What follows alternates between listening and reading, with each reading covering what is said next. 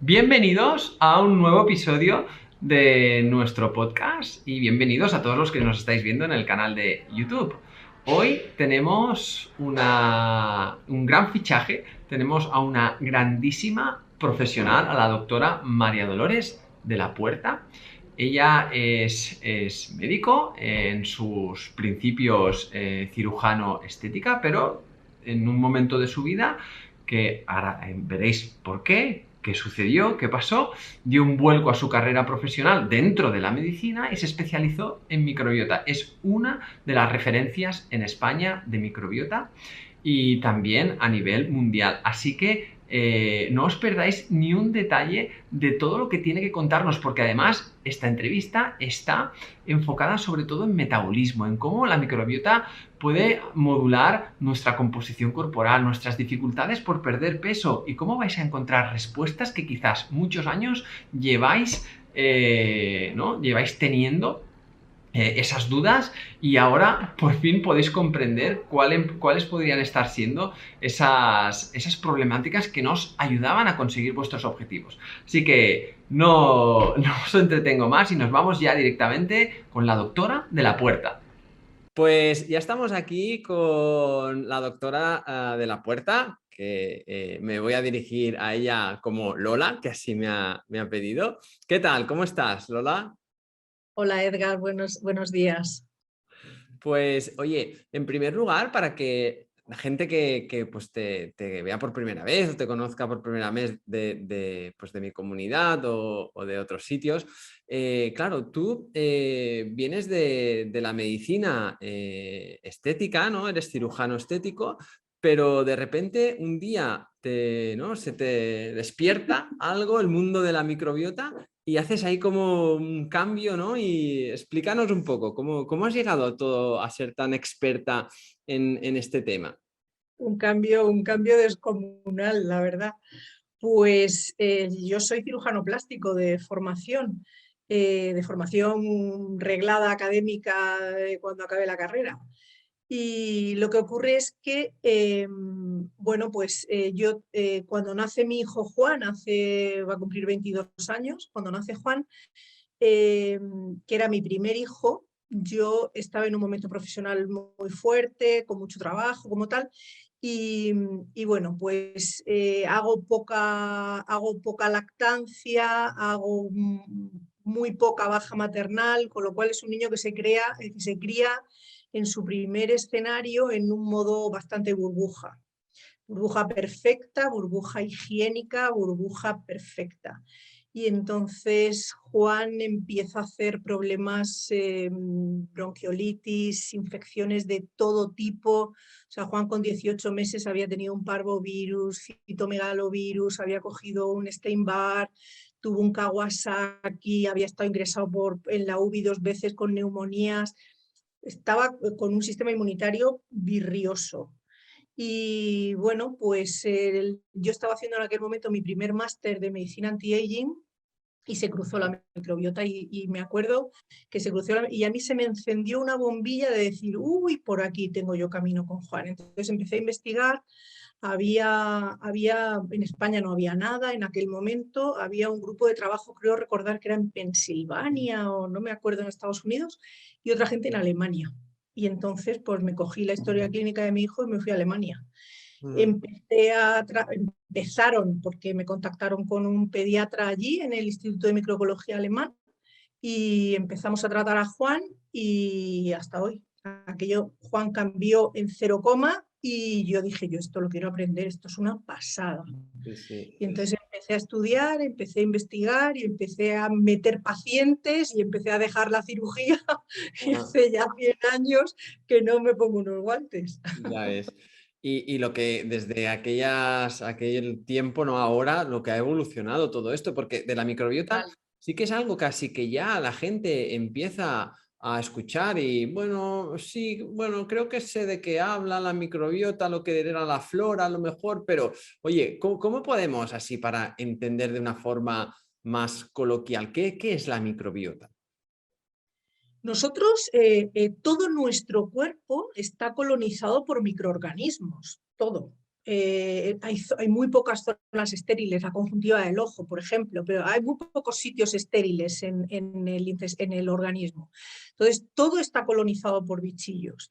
Y además, no solo esa colonización no es neutra, o sea, es imprescindible para la vida, para el buen funcionamiento de todo. ¿Vale? Y entonces, cuando hablamos de microbiota, nos referimos habitualmente por defecto, la microbiota, enseguida pensamos en el intestino.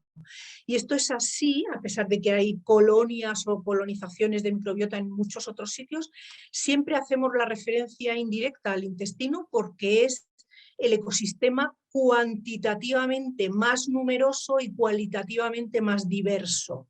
Y entonces, al ser el mayor batallón de bichillos, pues es un poco el que más importancia tiene en el rendimiento funcional de todo.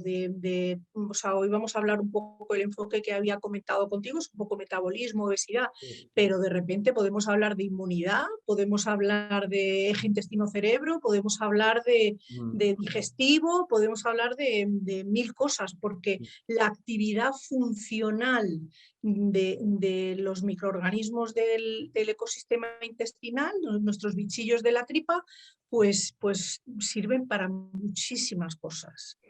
Pues de hecho, total, es que hay microorganismos, como decías, en todos los rincones de nuestro cuerpo.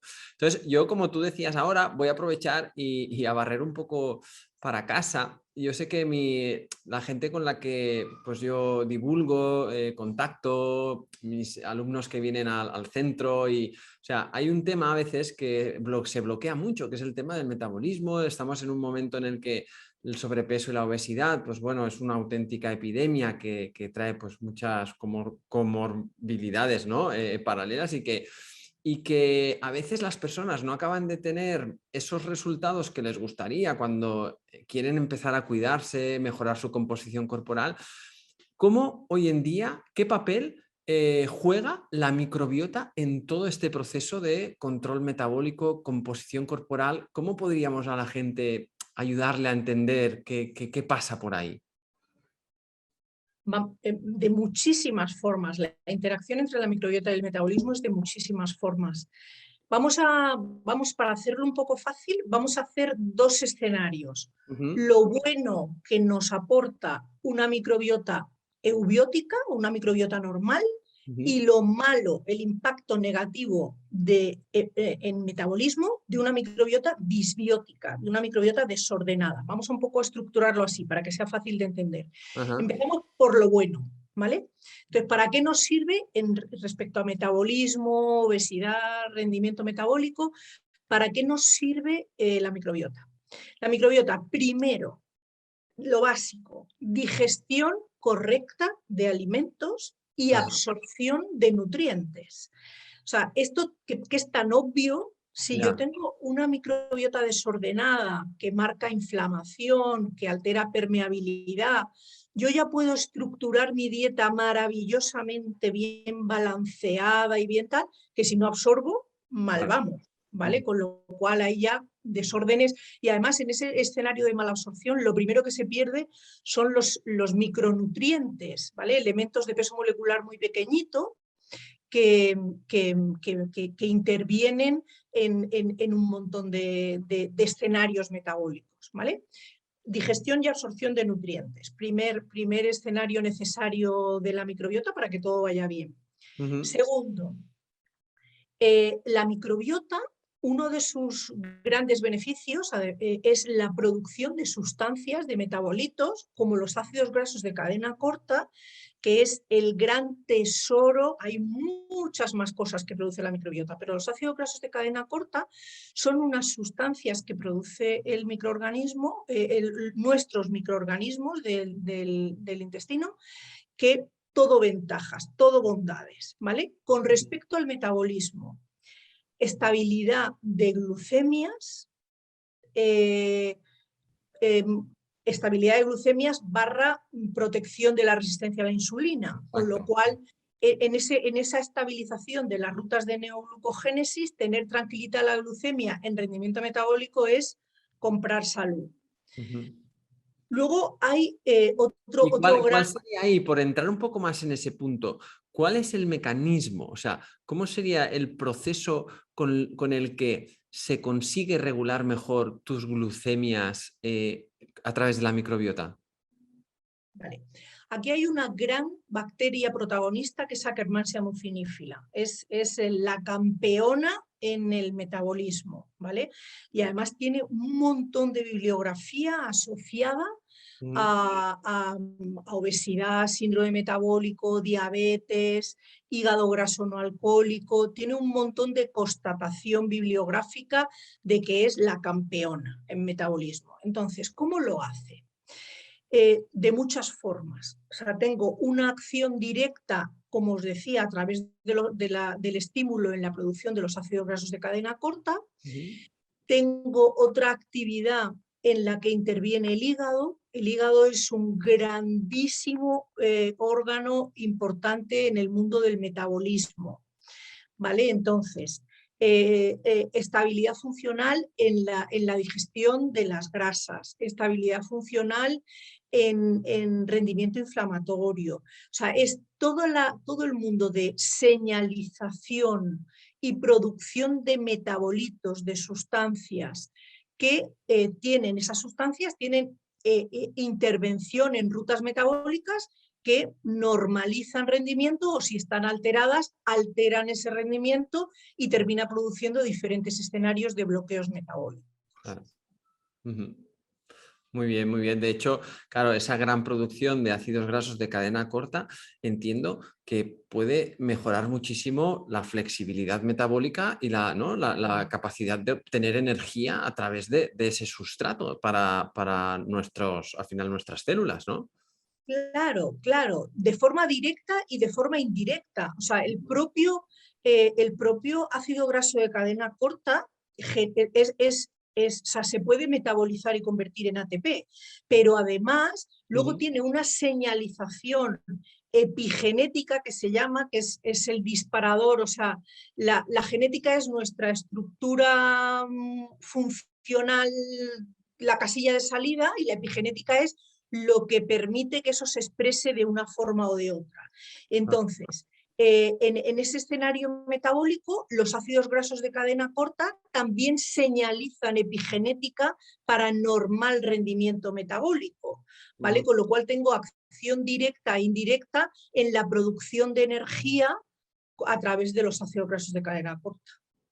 Y esta bacteria campeona, de la que hablábamos, evidentemente no existe, ¿no?, un probiótico específico que venga, pues que la gente estará diciendo ahora, pues ya está, me voy corriendo a la farmacia a Claro, a buscar la buscarlo. Akkermansia, ¿no? Pues mira, no lo hay o no lo ha habido hasta ahora. Hace unos meses un laboratorio americano consiguió estabilizar un probiótico, pero vamos, que me parece que cuesta $340 los 30 comprimidos. O sea Ya, que... ya, ya, ya. Bueno. y Pero además bueno, es es un un buen buen... paso, un buen avance, ¿no? Seguramente, ¿no? Ese es un, bueno, yo tengo solo experiencia con un paciente que además no era un paciente de metabolismo, ¿vale? Ajá. Con lo cual tengo muy poca experiencia con el uso de este probiótico porque tiene un precio descomunal. Yo nunca o sea, teniendo claro que no tenemos ese probiótico, lo que siempre he buscado son escenarios de recuperación de homeostasis o escenarios indirectos que por bibliografía sé que me ayudan a levantar a Claro, Akkermansia.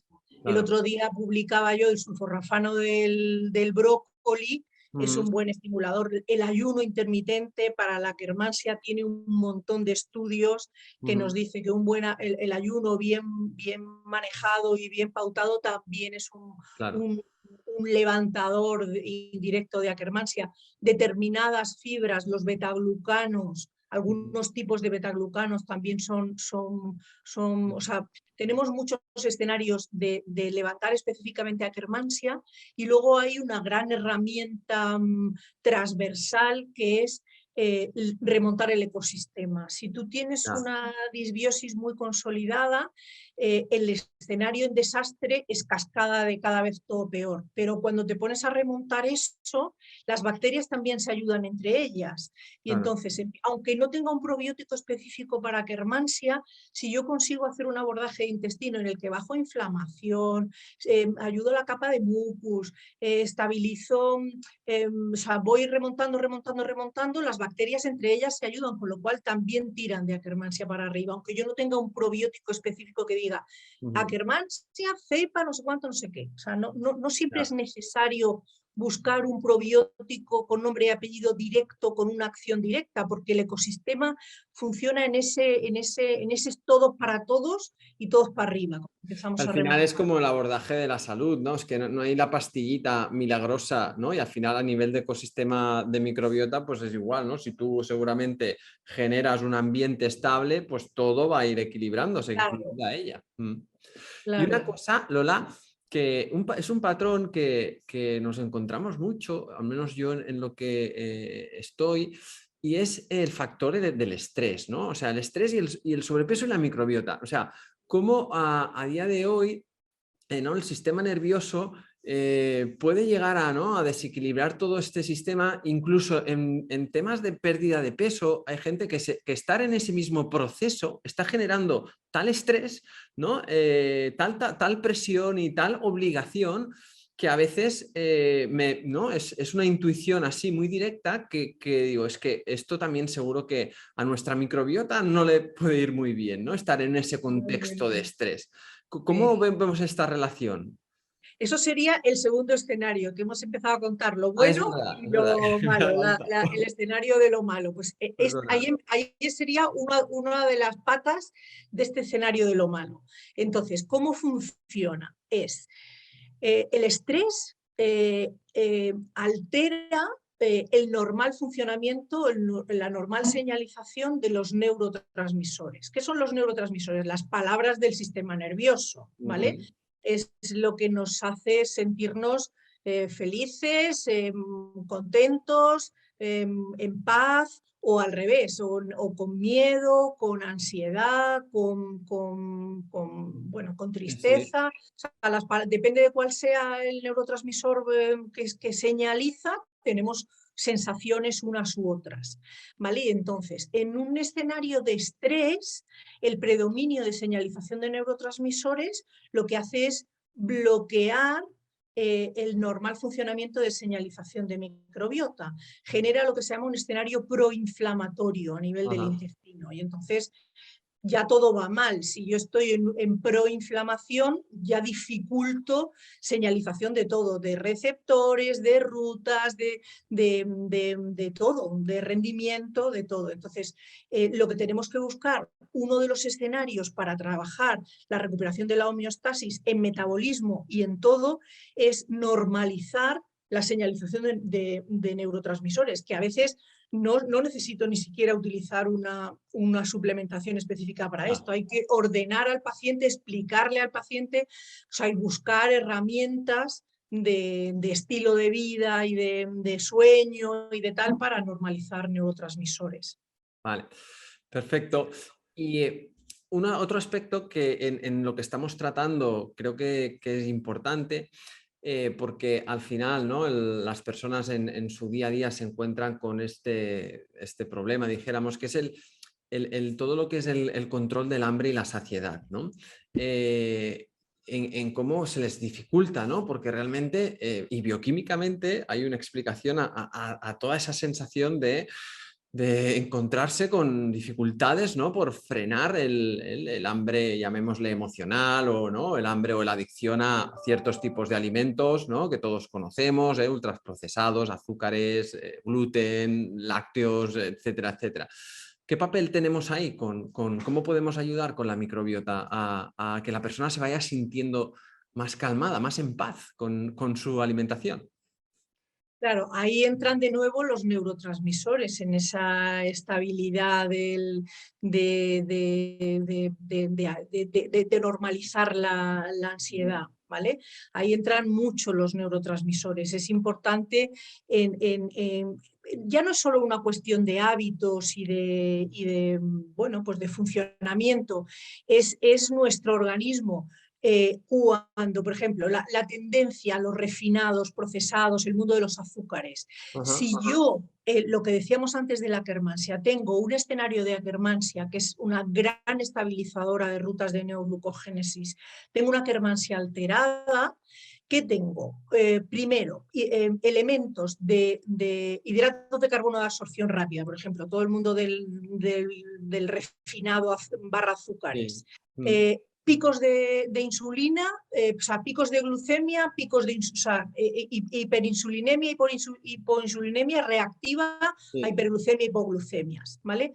Y entonces, como yo no tengo asociado a esos alimentos, además no tengo una señalización basal estable en Ujú. esas rutas, pues es mucho más fácil que yo tenga esos picos de subida y bajada con respecto a las glucemias mucho más profundos. Con lo cual, la estabilidad del hambre, por ejemplo, y la saciedad, vamos, ni se les ve ni se les espera en ese escenario. Ya. Y luego, además, asociado a estrés con el rendimiento, tienes que cambiar la estructura de cómo se alimenta el paciente. Y tienes que cambiar los focos de recompensa hedónica, digamos, de recompensa, en vez de recompensarme con una palmera de chocolate de esta virriosa, pegajosa, pues tengo que buscar escenarios. O sea, es un trabajo de neurotransmisores, de reconducir esos escenarios de satisfacción personal y luego, por otra parte, ese rendimiento metabólico de estabilidad en las glucemias que me permite los picos de hambre, esas pájaras de subida-bajada, que realmente es metabolismo, también cuando voy recuperando, también eso se me va estabilizando. Muy bien, genial. Bien, y me hacía gracia porque justo el otro día hablaba con unas alumnas que vinieron a hacer un retiro de los que organizamos y eran amigas, tenían a sus maridos que no vinieron, que decían, pero es que tú tienes que ver el bocadillo que se meten cada día y la cerveza y no sé qué, y es que están como un espárrago. O sea, es que me da una rabia y yo que me tengo que controlar las hojas de lechuga que pongo, que me cuesta. Aquí podríamos hablar qué pasa con estas personas, ¿no? ¿no? Que a nivel de, igual, claro, una cosa es lo que afecta a nivel ¿no? de peso, ¿no? Y otra cosa es a nivel de salud, ¿no? Pero esto podríamos decir que realmente están hiperdotados de esta, por ejemplo, Akkermansia o de otra situación que modulan ¿Te muy bien. refieres los hombres respecto a las mujeres? Sí. No tanto que el hombre tenga más Akkermansia que la mujer. Hay un tema que tiene la mujer que no tiene el hombre, que son los estrógenos, ¿vale? Ajá. El estrógeno, a la hora de metabolismo basal, funciona completamente diferente a cuando hay un predominio de testosterona, que es el que tiene, o sea, el mundo andrógenos respecto al mundo estrógenos, Ajá. y el impacto sobre el metabolismo basal, ¿vale? Ya no rendimiento metabólico tal, sino Exacto. respecto al metabolismo basal, es completamente diferente. Entonces, a nosotras, en determinados escenarios, nos engorda una aceituna y a vosotros os podéis tomar ese bocadillo, que luego tendrá el impacto que tenga, como tú dices, pero podéis tomar el bocadillo y la cerveza sin que tenga tanto impacto metabólico como nosotros esa triste aceituna, ¿vale? No es tanto una... Yo no tengo leído que haya diferencia con respecto a Akkermansia, que es ese gran poderoso Ya, ya, de ya. microorganismos. No tengo que haya diferencia en hombre-mujer. Yo creo que es más el Por mundo un predominio hormonal. hormonal, ¿no? De androgénico o Sí, estrogénico, ¿no? correcto. Creo que es más por ahí. Eso tiene Ajá. un impacto sobre el metabolismo basal muy diferente. Muy bien. Vale, Lola, gente que nos esté escuchando, nos esté viendo y diga, vale, ¿cómo puedo empezar yo a saber primero cómo está mi microbiota? O sea, ¿tengo que hacerme una analítica específica de heces? ¿Es la analítica que yo voy ahora a mi médico de cabecera y le pido? ¿Es analítica? ¿Cómo puedo yo empezar ¿Por dónde empezamos? ¿Y cómo puedo empezar a cuidar esta diversidad, ¿no? De forma así, ¿no? Más Vale. óptima, digamos. Dos preguntas. Hacemos primero el diagnóstico y luego cómo abordamos el cuidado. El Exacto. diagnóstico, o sea, ¿cómo sospecho que tengo la microbiota desordenada? Yo, como médico, lo primero que hago es una buena historia clínica, ¿vale? Una buena historia clínica de todo, de salud, naturalmente, de antecedentes personales y de historia clínica actual, de hábitos, de vida, de cómo duerme, cómo come, si tiene un trabajo que le estresa, si cómo está un poco, me acerco un poco con olfato a su ambiente familiar, si es un escenario de confort o un escenario de estrés, o sea, un poco hábitos de vida, y luego síntomas específicos asociados a disbiosis.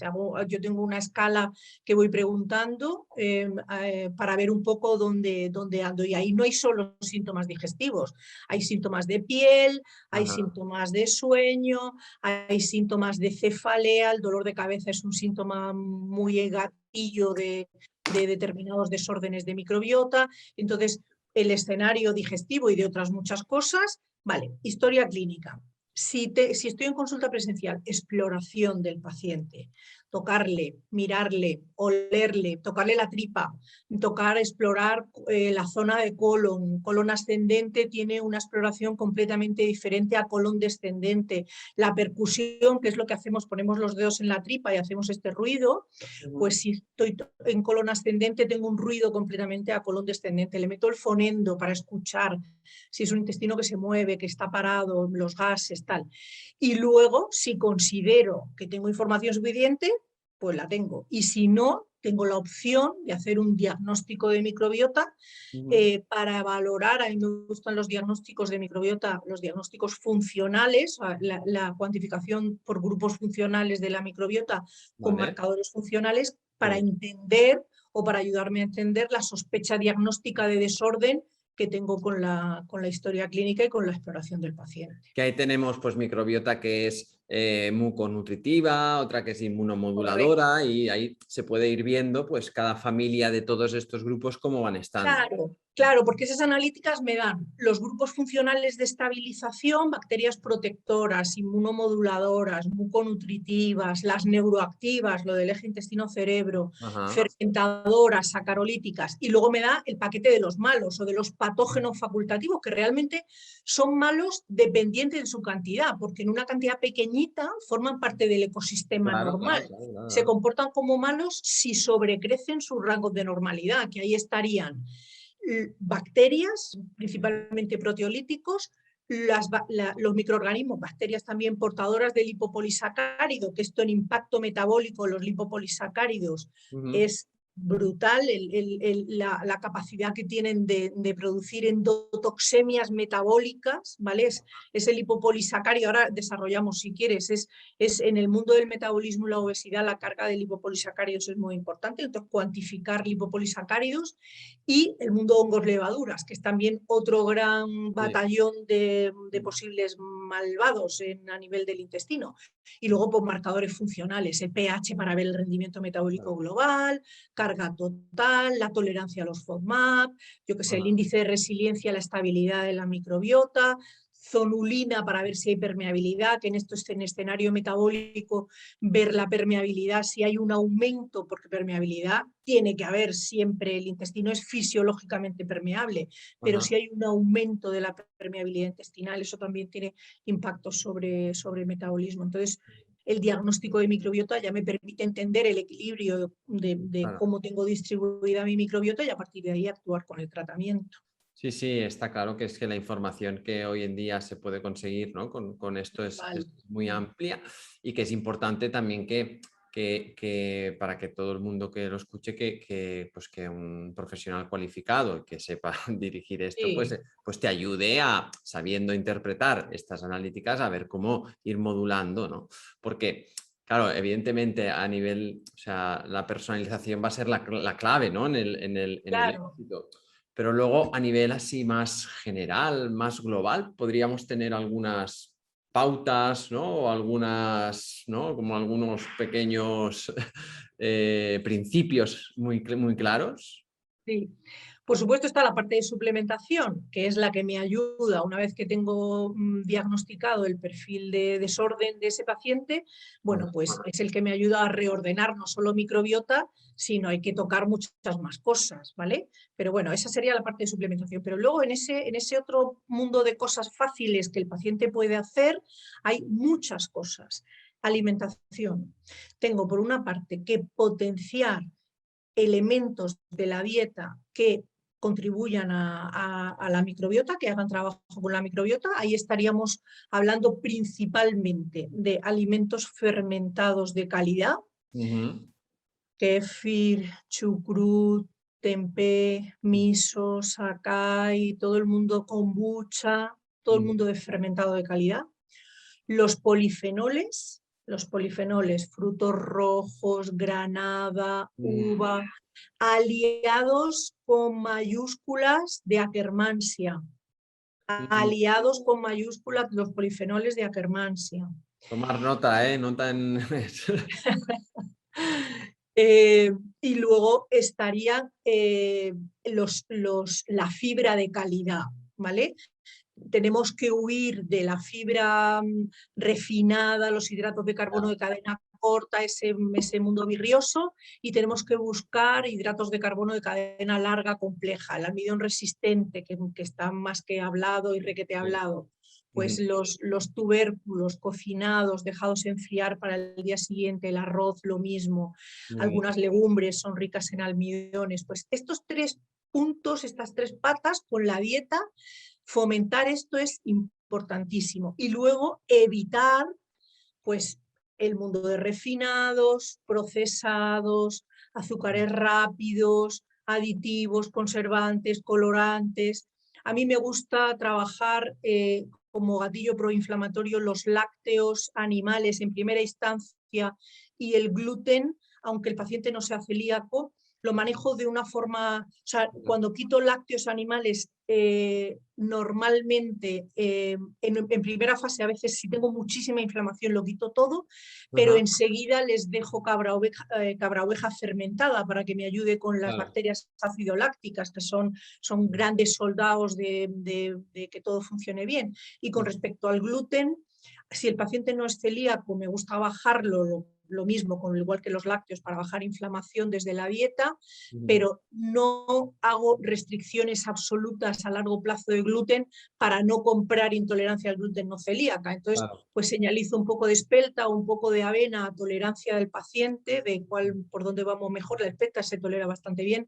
Entonces, ir señalizando un pelín de gluten, pero bajar el gran paquete. Y luego les libero gluten manteniendo trigo fuera, porque el trigo no es fácil encontrar un trigo de calidad ahora mismo, entonces es una gliadina muy, siempre me sale la palabra prostituida porque no sé, pero es muy Bueno, está muy manipulada. modificada, ¿no? Sí. El trigo moderno es como muy Claro, y diferente, entonces pues ¿no? busco escenarios de gluten sin trigo y con eso normalmente es más que suficiente. O sea que Claro. con la dieta es fomentar algunas cosas y retirar lo que me va a generar más inflamación y lo que además, esa lista de cosas que hemos dicho, la mayoría de ellas, el aporte son calorías vacías, todos esos hidratos de carbono, o sea, el aporte nutricional es entre 0 y 0, o sea, no tampoco tengo ninguna necesidad de fomentar ahí. Pues oye, Lola, la verdad es que yo estaría aquí escuchándote durante horas. Es un placer agradecerte muchísimo que hayas prestado tu tiempo a, pues oye, a echar un ratito aquí y a compartir, porque seguro que va a ayudar a muchas personas a ser más conscientes y también a empezar a aplicar pues, hábitos que mejoren su vida. Un placer, Lola. Gracias, Edgar. Gracias por invitarme y por dar oportunidad efectivamente a abrirle a la gente ventanas de esperanza, de que esa patología crónica en el intestino y en el metabolismo, que parece que tenemos que vivir con ella ya para siempre, pues no tenemos que vivir con ella para siempre. Se pueden hacer cosas para ayudar y para evolucionar eso. Genial, pues nada, oye, espero que podamos charlar aquí un ratito en otro momento, que seguro que hay tantos temas por los que ir hablando Sí. de la microbiota que nos va a ir genial. Un saludo y que tengas un gran día.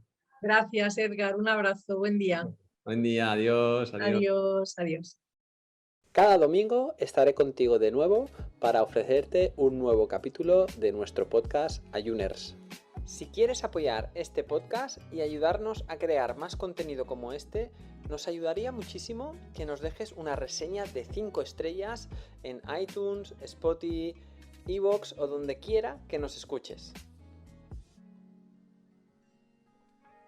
La información de este podcast es meramente informativa y divulgativa, que en ningún momento pretendemos ni diagnosticar ni tratar a ninguna persona. Recuerda que la responsabilidad sobre tu salud recae principalmente en ti y en aquellos profesionales sanitarios que conocen tu caso y pueden tratarte de forma individual.